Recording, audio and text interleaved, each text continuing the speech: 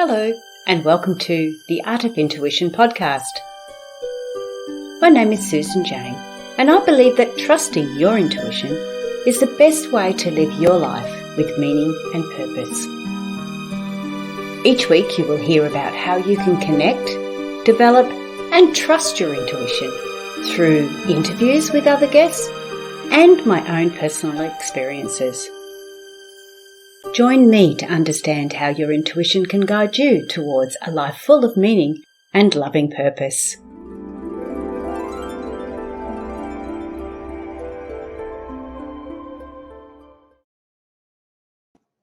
Hello and welcome to the Art of Intuition podcast. I'm Susan Jane, your host for the podcast. And please excuse my very, very blank background if you're on the video, because we're just getting the place painted. So everything's had to come off the wall. Anyway, that's nothing. What we've got today, which I'm really, really excited about, is we've got a guest. And her name is Corbie Mitleid. It's German. She's going to explain her name. I know you know me. I have trouble with names all the time. But this lady is amazing. I'm not going to say too much. You're really going to enjoy this interview. Now, what we're going to be talking about is like feeling like the odd one out. Now, why I've brought this one up is this is part of Corbie's life. She's felt like the odd one out, or she's felt different from the rest of her family. And this is what we're going to look at, because when you're first starting your intuitive journey, or when you're first starting to get into spirituality, you do feel like you're the odd one out. You do feel a little bit weird, a little bit strange. So let's bring on Corbie. Hi, Corbie. Welcome to the podcast. It's great to be here. Thanks, Susan. No worries. And look, I'm just going to throw it straight over to you. What started, or a little bit about your background and why you started your journey. Okay. This is what I call the 30-second elevator speech. When I was 9, I read a book called The Witch Family by Eleanor Estes. And instead of thinking, ooh, that's scary, or ha, ha, ha, I thought, and your point is, I knew there was magic in the world. I wanted to go find it. Fast forward to 1973, when I was a senior in high school, and yes, that tells you how old I am. I was working at a store here in the States called Spencer Gifts, part-time. That was the year that Live and Let Die came out, with Jane Seymour as Solitaire, the tarot reader. So they had the James Bond 007 tarot deck, and I bought it. We were all hippies then. We had our elephant bell bottoms and our fringe jackets and our decks. Now, 5 years later, everyone else had moved on to roller skates and disco balls. I was still with the deck. I loved the stories that they were telling. So for 20 years, I read for friends. I worked at keeping my ego on the shelf and being a clear channel for the information that they needed to know. Just practice and practice and practice. All of a sudden in 1994, I could do hands-on healing and talk to dead people with no training. That's when I went, okay, and I hung out my shingle at least part-time. I've had a very checkered other career: actress, author, inspirational speaker, video producer, writer for a graphic novel series called ElfQuest, executive recruiter. But I always did the psychic work on the side until 9/11. As we watched the towers burn, I looked at my husband and I said, I need to do this work full time. People need to know there are other answers out there. He said, I believe in you, go do it. So for a year, I worked 70 hours a week as an executive recruiter, did the psychic work evenings and weekends. After a year, I knew I could make a living at it, closed the door on corporate, and it's been 20 years. I haven't looked back. I work 6 days a week, 14 hours a day. I read about 1,000 people a year. And I get to get up every morning. I don't have to get up every morning. That's the key. Wow. Okay, so that's actually your job. You're actually working as a reader full time. Yes, I am a full-time professional psychic medium, certified tarot master, past life specialist. Yes. Wow. Oh, now you didn't have that in your bio. I'm a general practitioner. It's just all there, but we can talk about any part of it you want. Wow. Well, like this interview, I wanted it to be about how we first start our journey. So you're talking about you're using the tarot cards. That was your first journey of That was pretty much all that was there, that or witchcraft, yes, which I dabbled in New York City a little bit in my 20s. Zipporah Katz, who started Blue Star Coven, that was part of it, but it was all trying to learn things. The most important thing was I had to be who I was, which was so not my family. My father and my brother are doctors. My mother was a nurse. I could have tap danced on the dining room table and recited Shakespeare, and nothing.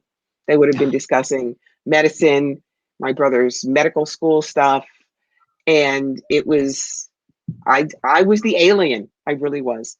Now, luckily, as I grew older, the one who really accepted, my mother died in the 80s, was my father, who really understood who his daughter was. And as a result, we would talk after, like probably a year or so before he died. He said, Dad, look, you're going to cross over, you're going to sign the guest register, unpack your bag, get the orientation tour, and then we'll talk. And he said, honey, I hope that's true. Well, 3 weeks after he dies, he shows up in my living room. And after crying hysterically for 30 seconds because I was so glad to see him, I looked at him and I yelled, I told you. And there was this wave of laughter. So I finally got it. Oh, that's gold. So when you were first started off, you started off using the tarot, and you knew that there was something else there. Like you said to me, you said before, you knew that there was magic there. You knew that there was something going on. What drew you? I mean, I suppose I shouldn't ask what drew you to tarot, because I know in those days that's what you had. Pretty much. And I'm very, very visually wired, if you will. And so when I look at a tarot card, I look at depth and nuance. The deck I use now is by Eric Dunn, a friend of mine from York, Pennsylvania. It's called the Tarot Illuminati. It is the top selling deck in the world, and I think has been since, it came out in 2013. And the key is, when you really understand the cards, you don't worry about what it says in the books. Yeah, kids, you're going to start out with it that way. Yes, you are. But you want to learn to look at the analogy. Okay, let's take a card. Right now, I'm looking at the temperance card. Yeah, I think we are working on focus. There we are. Now, the temperance card has an angel, and she is pouring water from cup to cup, but not spilling it. There's 1 foot in the water and 1 foot on land. What's the allegory? Water in tarot always means emotion. Yes. So when you can pour water from cup to cup without spilling any, that is emotional mastery. You maintain your emotional mastery by keeping 1 foot in reality where you are. That's the foot on land. And 1 foot in where you want to go. That's the foot in the moving stream. When you can explain things like that to your clients, they'll understand it. 5 of Cups. It's very much about disappointment.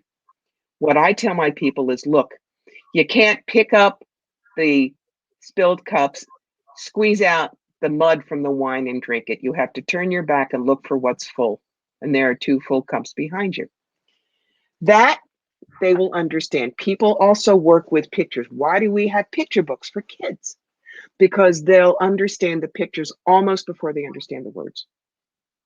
Now, as you get better at what you do, there will be underlying messages. For instance, this is the 9 of Cups. Everybody knows that's the wishes fulfilled card. But I have learned there is a secondary meaning.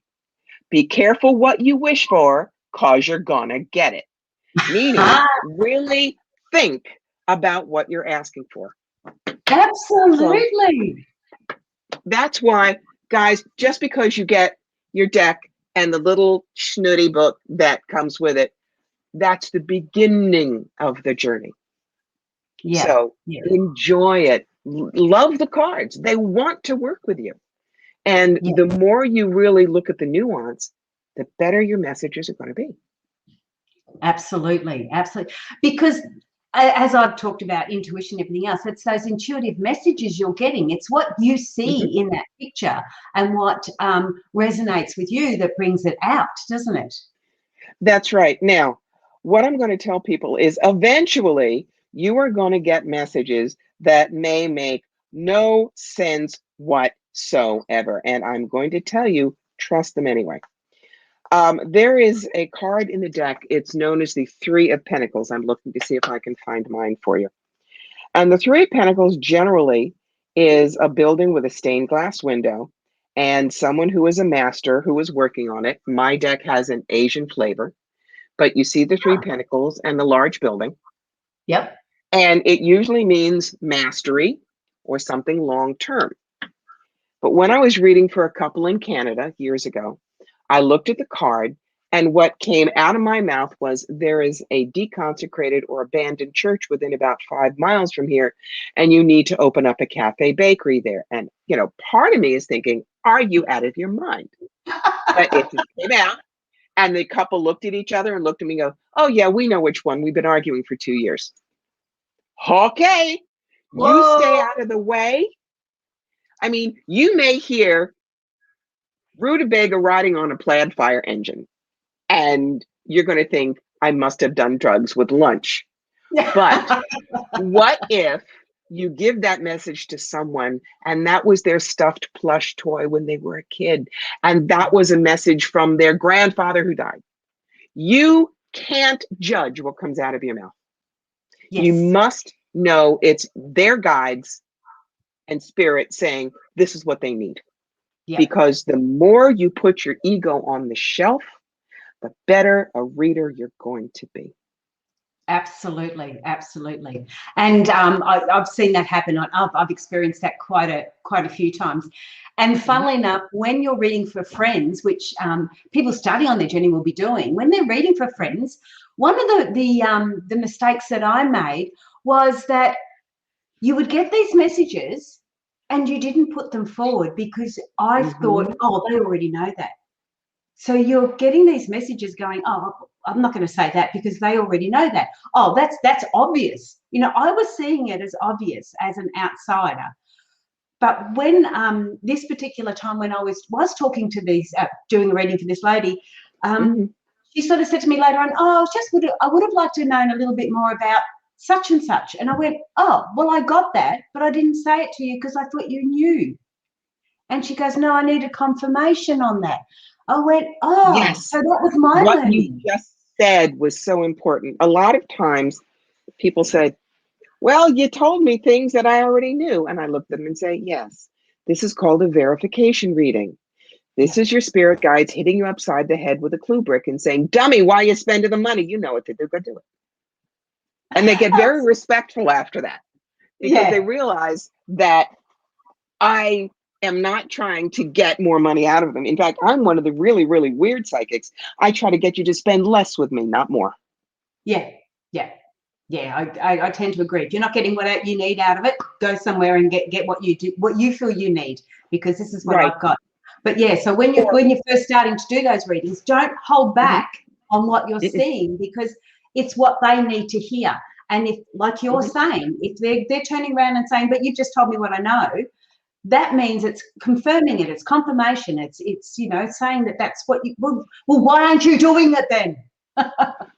When you're starting out, you may want to give them a couple of things that it's just part of your spiel. For instance, I'll always say, have you had a reading before? If they say no, I'll say, okay, let me give you the rookie rules. Number one, if you don't understand what I'm telling you, you stop me right there. Corbie, back it up and do it again.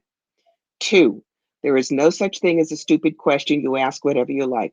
3, there are 3 cards that weird out rookies: Death, the Devil, and the Tower. If they come up, I'll tell you what they mean, because it ain't that. Exactly. And they laugh. And then I say, and please remember, even the best of us are only 85% accurate. The only one 100% accurate is God, and he doesn't have a booth at the Psychic Fair this week. So I put it all out there, and then I just let it rip, because I've given them all caveats. Yeah, yeah, absolutely, absolutely. So, was there any particular spreads, or you talked about the deck of cards you've had? I guess we're going along this journey because I know You when just ask and let's play. Let's play. You know. I So know I felt like an odd one out because in the circles that I was moving in, or in my family, and I come from a family with 8 kids, none of them had anything to do with this sort of spirituality in that terminology. So for me, playing with cards and that, they all thought I was a little bit strange. So I tended to hide a lot of my stuff. So yeah, what is it? What's one of the types of say a basic spread that you know that may help them start to trust themselves, trust their messages? well, number one, everybody knows the Celtic 10 card spread, but a lot of people start using 3 cards. And I'm going to tell you that it's okay to just use 3 cards, but you don't have to do it just past, present, and future. Think about what people are asking. If someone says, I don't know what to do about my job, one card could be they stay, one card could be they look for another job where someone else is the boss, and the third card could be they open their own place as an entrepreneur. If someone is saying, I want to buy a house, but I'm not sure about the money, one card is the minimum they should expect to pay, one card is the maximum they should expect to pay, and one card is where they can negotiate it down to if they work on it. See, you can be a good reader even with only 3 cards. And if you go to my YouTube channel, there is a video on 3 card spreads and how to really make them sing for you. Well, I love that idea because I mean I often use 3 or 4 cards and just sit with the basics. So yeah, but I hadn't thought of actually really addressing the questions like that. That gives you a very, very clear and distinct answer, doesn't it? It's one Yeah. of the reasons that when I became a certified professional tarot reader through the Tarot Certification Board of America, which is no longer around, one of the parts of the exam was design your own spreads. Right there. Someone's asking you this question. You're not allowed to do just 3 cards. What would you do? And, you know, there's nothing wrong. If let's say that what you do in real life is you work for a contracting company, so you know all about building houses. If someone says, I'm considering this house, what do you think? Fine, you don't just pull 3 cards, you pull a card for the basement, the ground floor, the first floor, the roof, the neighborhood. You know what it takes to live in this. So you do that. Remember, I said I was an executive recruiter. So when someone wants to be an entrepreneur, I don't just pull 3 cards and say, wait until October and fire the redhead.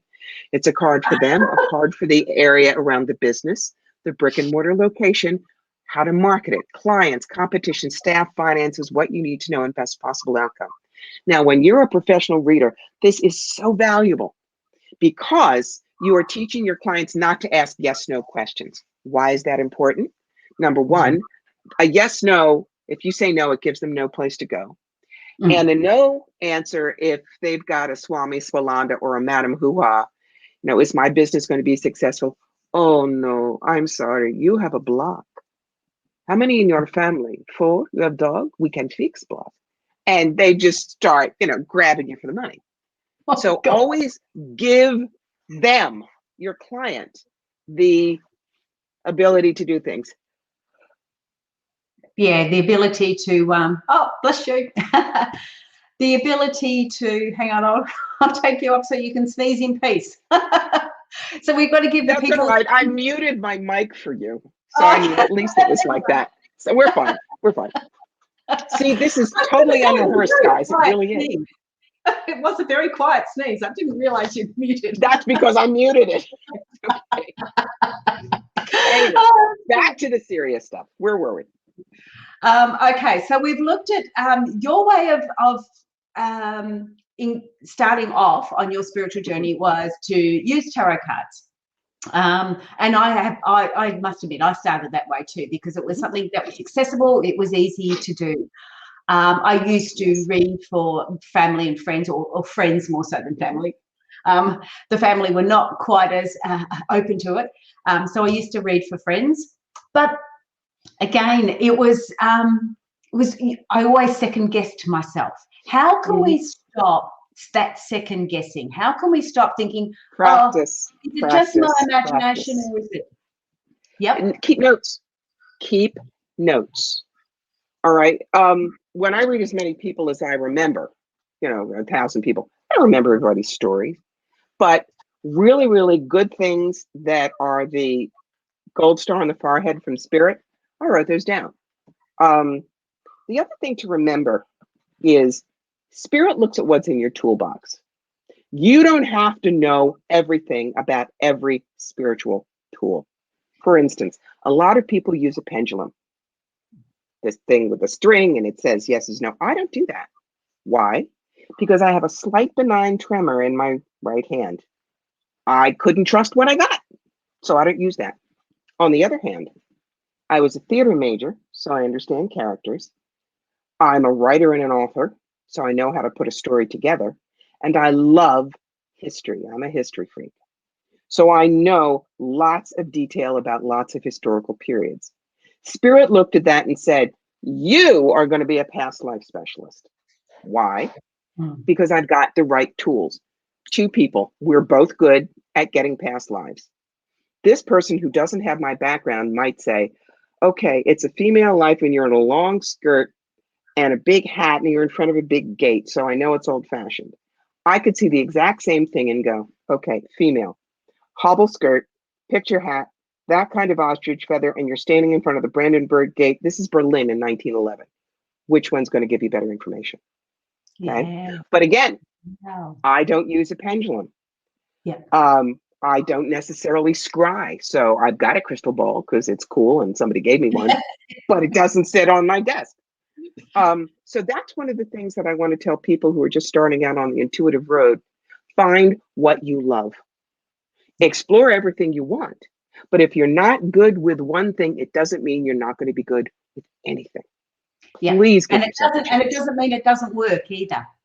No, it doesn't. Yeah. It's just not suited to you. Yeah. Yeah. That's right. And it's, the same thing with mediumship. If I can't get your dead Aunt Mabel, it doesn't mean she doesn't love you. And it doesn't mean that I'm not a good medium. It just means she's not by the phone right now. Somebody else might be able to get her for you 2 weeks down the line. That's fine. Maybe the connection was just disconnected. But look, from here, I want to talk about your books, because I believe I did a lot of my learnings and got a lot of this information through books. And I did that through books because we didn't have the internet then. So we didn't have anything to Google. We didn't have anything to look up. We didn't have YouTubes. So in those days, I would get 10 books from the library and take it the information that I needed to get my self-help and my learnings and understand emotional mastery, all of that type of thing.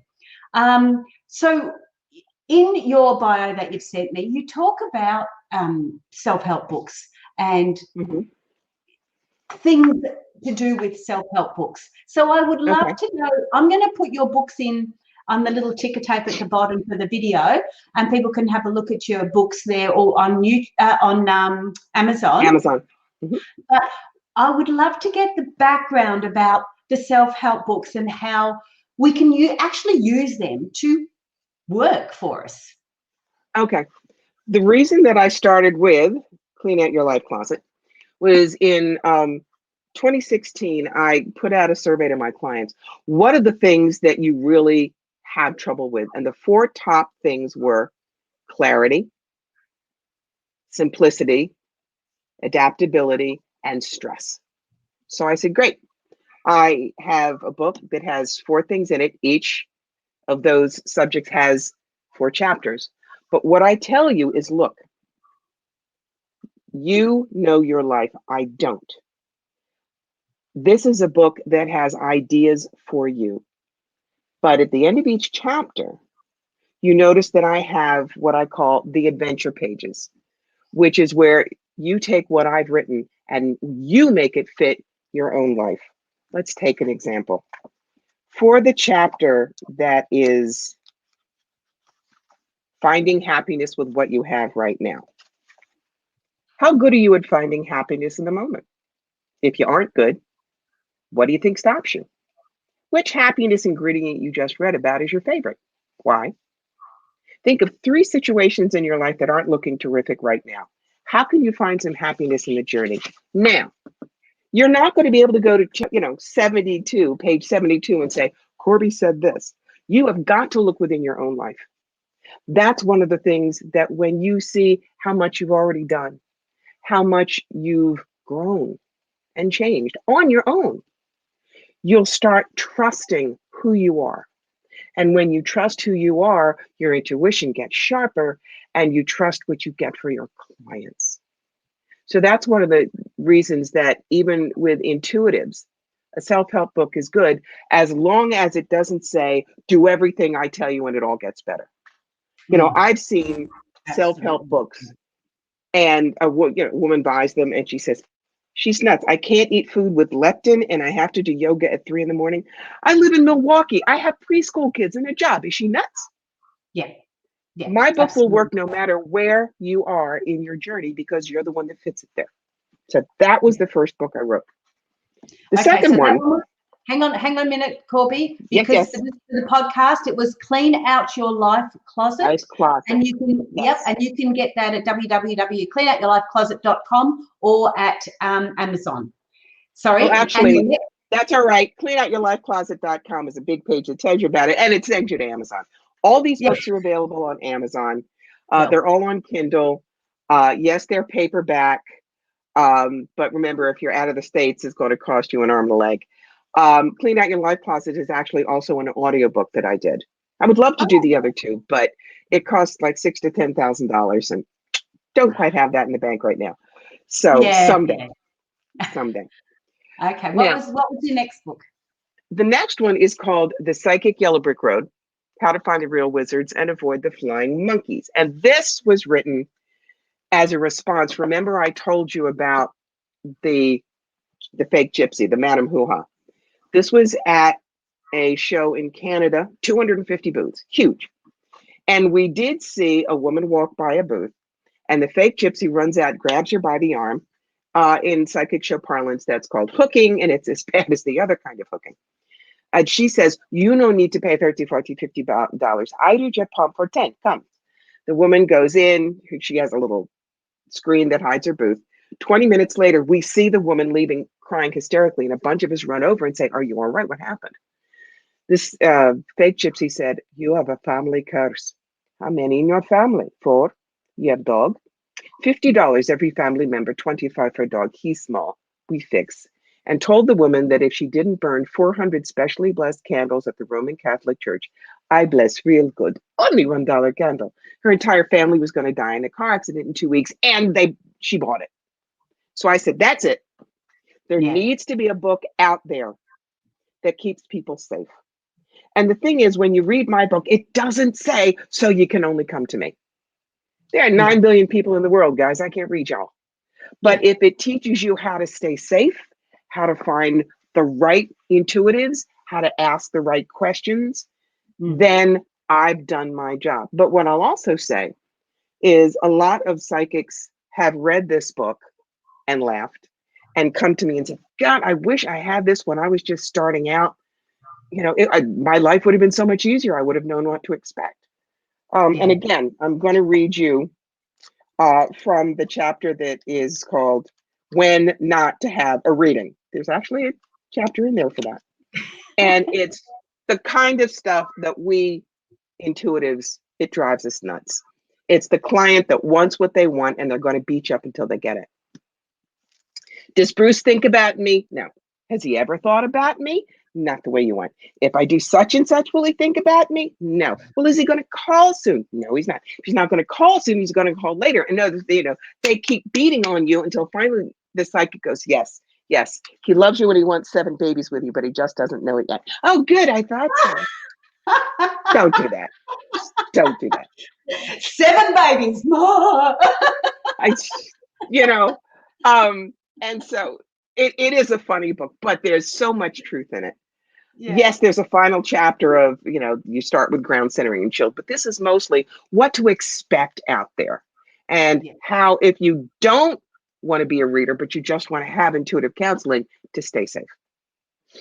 Okay.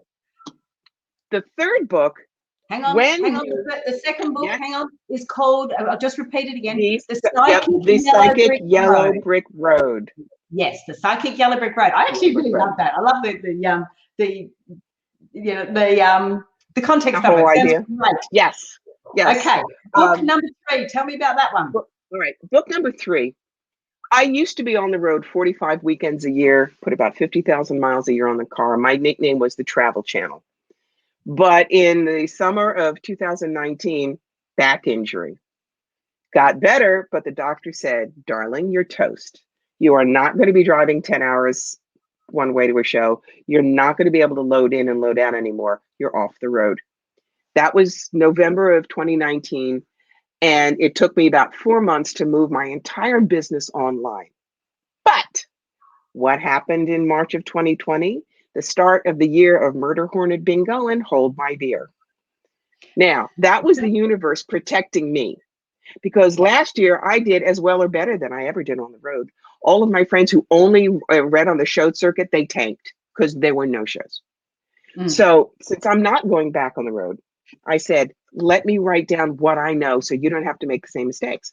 So that is, You've Got the Magic Who Needs a Genie, the A-Lister's Guide to Holistic Expo Success. Because remember, I did all that time in the corporate world. So I can, as I say, straddle the twin mountains of business acumen and WikiWoo.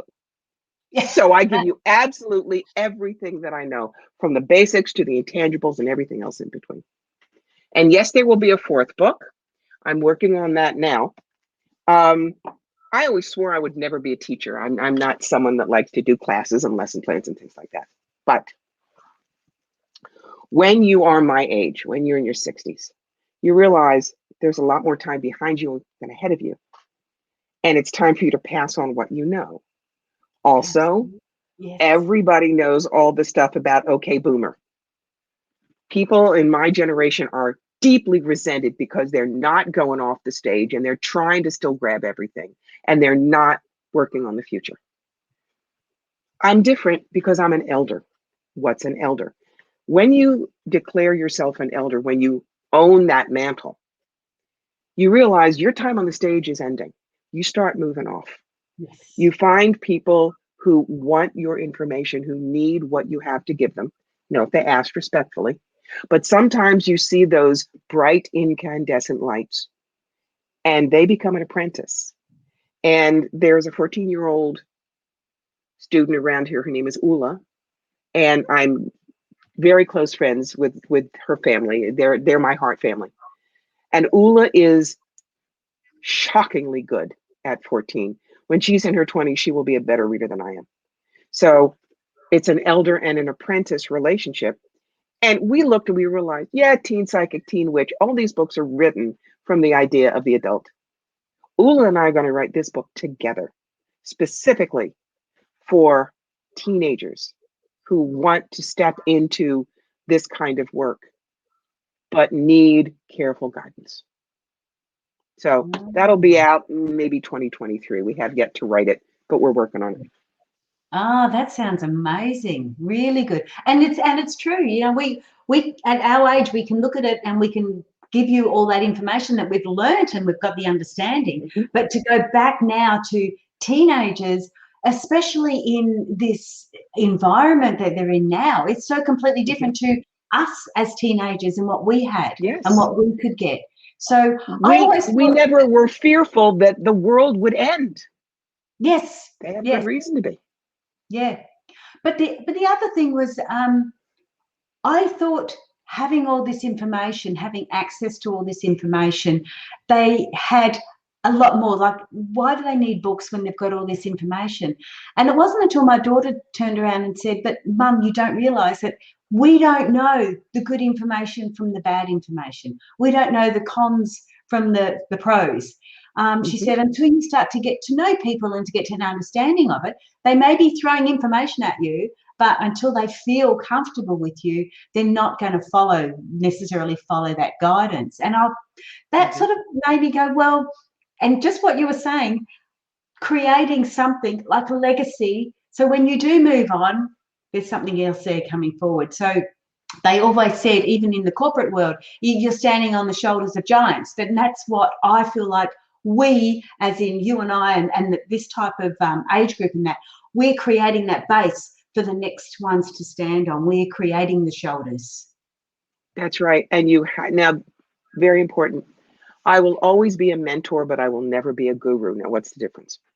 A mentor pushes you a little further than you think you can go, kicks you out of the nest a little before you think you're ready, and sits in the audience and applauds you when you get an award for being better than they are at what they did. What's an example? Meryl Streep thanking her Yale drama professors when she got an Oscar. The professors were mentors. Gurus are the ones that say, I have all the information, buy my books, go on a cruise with me, blah, blah, blah, blah, blah. And it's always, you can't do what I do. That, frankly, that's the problem I have with people like Esther Hicks and Abraham. There's an article I wrote on my website called Salute the Hat, Not the Hat Rack. The information is the hat, the person is the hat rack. The information from Abraham is great, but do not assume that if it doesn't come from Esther Hicks, it can't be any good. You can also bring the information down to you. Absolutely. There's no difference. Everyone can do it. And like you said at the very beginning, it is what resonates best with you. And I think in a lot of my learnings and my travels, I'm a bit of a theory tester. I like to test the theories. I like to go, does that suit me? Does that not? And I've done that, and I've learned so much and experienced so much. And it's like, well, okay, I can do that, but do I want to keep going that way? And it's like, no, I'm going to try something else now. Yes, and if a teacher says, oh, but you should only learn from one teacher, leave, kids. Oh, get away from that. Absolutely. Yep. That person wants their etheric hooks into you. Yeah, absolutely. You need to be, and I guess that was the beauty of me with the books as well, because I could get my learnings from all the different books, take out what I wanted and what resonated with me, and let go of the rest. Exactly right. Yeah. So it suited where I want to go. All right. Well, that's been excellent. Have you got one more last little bit of tidbit information, a little bit of an idea that we can finish up on? Other than my hot flash, yes. One of the things that I do is I still recommend books to people. I really do. And they say, what did you do? And I'm going to tell you, the book that started me on everything else but the tarot is a book called Opening to Channel. And it's by Sanaya Roman, Sanaya Roman, and Duane Packer, Duane Packer. And it's how to connect with your guides. It's how I learned. So if you want to do channeling work, if you want to really get into the deeper intuitives, start there. They'll keep you safe. They'll give you methodologies, and then move forward. Have fun. Remember, nobody died and made you God. You are not needing to be absolutely perfect. This is like anything else. We all have 10 fingers. Everybody can play chopsticks. Some of us really love the idea, so we learn to read music and we practice and we get good. 1 in 10 million is Elton John. I'm not saying you have to be Elton John. I'm not saying I'm Elton John. But I've learned over the years what it takes to be a good intuitive. And I'm comfortable with what I do, and my clients are happy. What else do you need? Absolutely. And being comfortable with what you do is probably one of the biggest things. When you do it, when you're doing your practicing, when you're doing your starting off and that, be comfortable with it. It doesn't have to be right or wrong. It's just do it. Just start to do it and start to get that momentum happening. Yes, exactly right. Oh, thank you so much, Corbie. We're running out of time now, so I have to close it up. I have put down that where we can contact you. So you have got our website, which is Corbie Mitleid. It's Mitleid. Yes. So yeah. It's the last name is German. It means compassion. It reminds me why I do the work. Yes, yes. Cool. So you can connect with Corbie there. On your website, do you have bookings or something to do readings? Tons and tons and tons, tons and Okay, tons. cool. Cool. And the other thing that I will tell people is once a month on Fire Through Spirit, that's my Facebook page, I do an hour's worth of free fast readings. So if you want to see what it's like to really do fast readings, 1, 2, 3 cards, come and join us, and you'll see how it's done when you're so used to it, you're really fast. Yeah, perfect. Okay, thank you so much for coming on board. Grab any of Corbie's books on Amazon. They're all there for you. And I'm going to say goodbye for now. Stay on the line. I'll have a quick chat with you before you go. And I will do all the goodbyes. So thank you, Corbie. That was wonderful. I had a blast. Thank you for asking. Thank you. Okay, guys, that was brilliant. Now, if you want to connect with Corbie, you've got her website address there, so do so and book a reading. Tell me how you go. It'd be lovely. I'm going to book one. Yeah, oh yeah. Love doing that. Love getting different readings from different people and getting different ideas. It keeps our mind open, so we're not closing off to different things. But for now, that's me to say goodbye. Subscribe to the channel if you like. Join me on Intuitive Personal Development Facebook group, and we can go from there. But that's it for this week. I will see you next week, and I am saying bye for now. Bye.